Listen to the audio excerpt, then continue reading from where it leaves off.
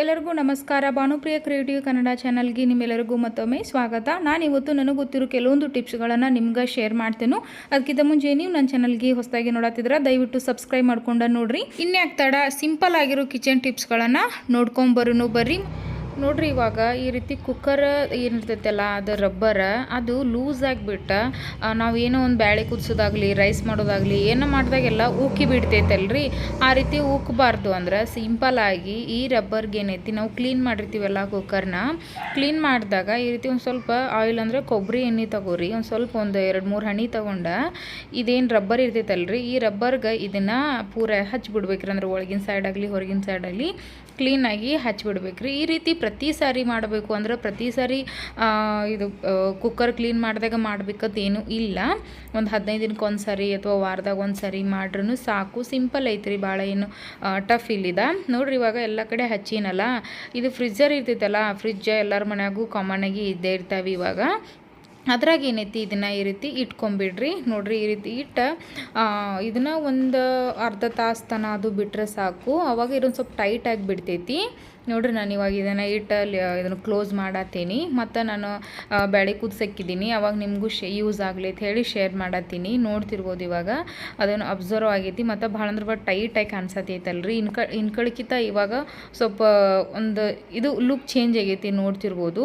ಇವಾಗ ಇದನ್ನು ಹಾಕಿನೂ ತೋರಿಸ್ತೀನಿ ನಾನು. ಯಾವುದೇ ಕಾರಣಕ್ಕೂ ಲೀಕ್ ಆಗಂಗಿಲ್ಲ. ಅಂದ್ರೆ ನೀರು ಅದು ನಾವೇನೋ ಒಂದು ಬೇಳೆದು ಕುಸಿರ್ತೀವಲ್ಲ ಅದೇನೇನು ಹೊರಗೆ ಚೆಲ್ಲಂಗಿಲ್ರಿ ಸೀಟಿ ಮುಖಾಂತರ. ಭಾಳ ಅಂದ್ರೆ ಭಾಳ ಟೈಟ್ ಕೊಂಡಿರ್ತೈತಿ. ನೀವು ಒಮ್ಮೆ ಇದನ್ನು ಟ್ರೈ ಮಾಡಿ ನೋಡಿರಿ. ಇವಾಗ ನೋಡ್ರಿ, ನಾವು ಬಳಿಗಳನ್ನು ಯಾರಿಗೆ ಇಷ್ಟ ಇಲ್ಲ ಹೇಳ್ರಿ, ಕಾಂಜಿನ ಬಳಿ ಎಲ್ಲರಿಗೂ ಇಷ್ಟ ಆಗ್ತಾವಲ್ಲ. ಆದರೆ ತಂದಿಟ್ಮೇಲೆ ಅದು ಜಲ್ದಿ ಒಡೆದು ಬಿಡ್ತಾವಲ್ಲ, ಹಂಗೆ ಆ ರೀತಿ ಒಡಿಬಾರ್ದು. ಭಾಳ ದಿನ ತನಕ ಬಾಳಿಕೆ ಬರಬೇಕಪ್ಪ ಅಂದ್ರೆ ಏನು ಮಾಡ್ಬೇಕು ಅನ್ನೋದು ಹೇಳ್ತೀನಿ ನೋಡ್ರಿ. ಸಿಂಪಲ್ಲಾಗಿ ಒಂದು ಬೋಗನ್ಯಾಗ ನೀರು ತಗೋರಿ. ಸ್ವಲ್ಪ ಉಗುರು ಬೆಚ್ಚಗೆ ಇರುವಷ್ಟು ನೀರು ಆದರೆ ಸಾಕು, ಜಾಸ್ತಿ ಏನು ತೊಗೊಳೋದು ಬೇಡ. ನೋಡ್ರಿ, ಈ ರೀತಿಯಲ್ಲಿ ಸಣ್ಣ ಸಣ್ಣ ಡಾಟ್ ಡಾಟ್ ಗುಳಿ ಏಳಕ್ಕೆ ಎದ್ದಾವಲ್ಲ, ಅಷ್ಟು ನೀರಾದರೆ ಸಾಕು. ಅಂದ್ರೆ ಅಷ್ಟು ಬೆಚ್ಚಗಾದರೆ ಸಾಕ್ರಿ.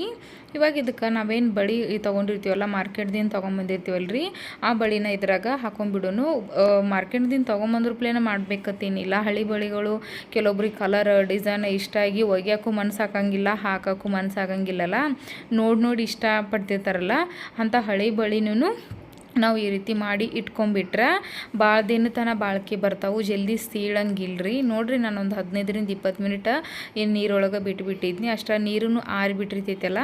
ನೋಡ್ರಿ, ಇವಾಗ ಹಾಕೊಂಡು ತೋರ್ಸತ್ತೀನಿ. ಯಾವುದೇ ಕಾರಣಕ್ಕೂ ಬಳಿ ಸೀಳಂಗಿಲ್ಲ. ಮತ್ತು ಸೀಳಿದ ಬಳಿನೂ ಹಾಕಬೇಡ್ರಿ.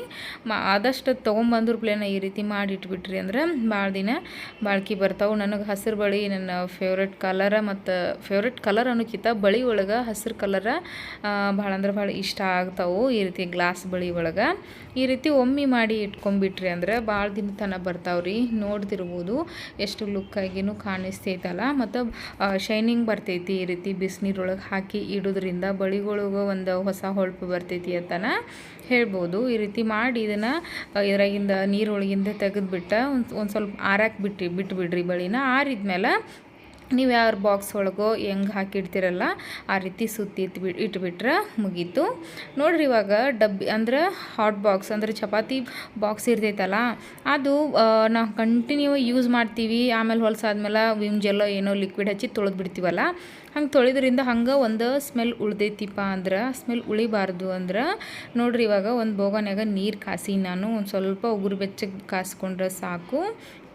ಈ ನೀರನ್ನು ಈ ಹಾಟ್ ಬಾಕ್ಸ್ ಒಳಗೆ ಹಾಕೊಂಡ್ಬಿಡೋನು. ಇದನ್ನು ಹಾಕೋಕ್ಕಿಂತ ಮುಂಚೆನೇ ನಾವು ಈ ಬಾಕ್ಸನ್ನು ಡಬ್ಬಿನ ತೊಳ್ಕೊಂಡಿರಬೇಕು. ತೊಳ್ಕೊಂಡ್ಮೇಲೆ ಇದಕ್ಕೆ ಹಾಕಿ ಮೇಲೆ ಲಿಡ್ ಕ್ಲೋಸ್ ಮಾಡಿ ಬಿಟ್ಬಿಡ್ರಿ.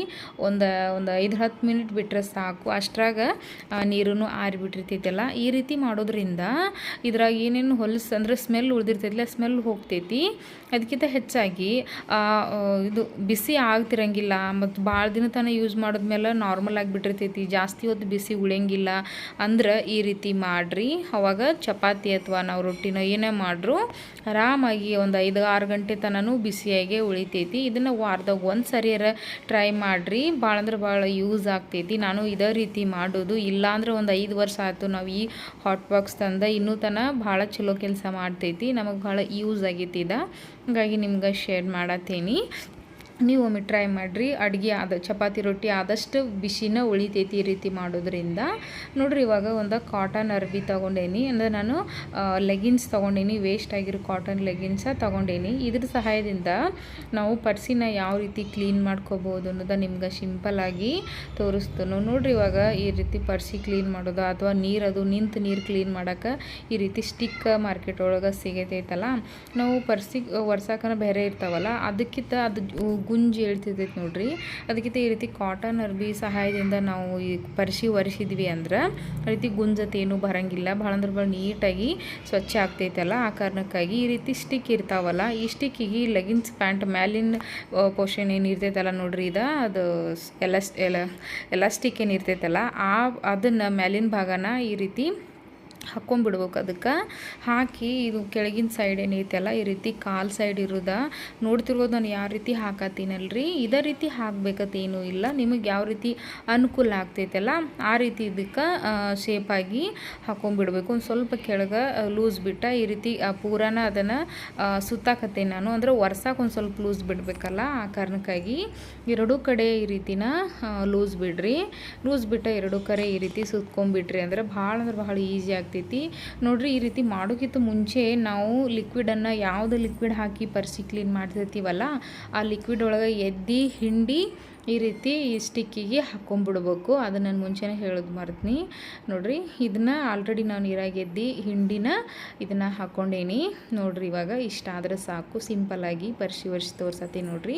ಭಾಳ ಅಂದ್ರೆ ಭಾಳ ಕ್ಲೀನ್ ಆಗ್ತೈತಿ ಪರ್ಸಿ ಒರೆಸು ಸ್ಟಿಕ್ಕಿಂತ ಇದರಿಂದ ಭಾಳ ಕ್ಲೀನ್ ಆಗ್ತೈತಿ. ಯಾಕಂದ್ರೆ ಇದು ಕಾಟನ್ ಇರ್ತೈತಿ. ಈ ರೀತಿ ವೇಸ್ಟ್ ಪ್ಯಾಂಟ್ ಇದ್ರೆ ಯೂಸ್ ಮಾಡಿರಿ, ವೇಸ್ಟ್ ಮಾಡಬೇಡ್ರಿ. ಈ ವಿಡಿಯೋನ ಇಲ್ಲಿಗೆ ಎಂಡ್ ಮಾಡ್ತೇನೆ. ವಿಡಿಯೋ ಇಷ್ಟ ಆದರೆ ಲೈಕ್ ಮಾಡಿರಿ, ಶೇರ್ ಮಾಡಿರಿ, ಕಾಮೆಂಟ್ ಮಾಡಿರಿ.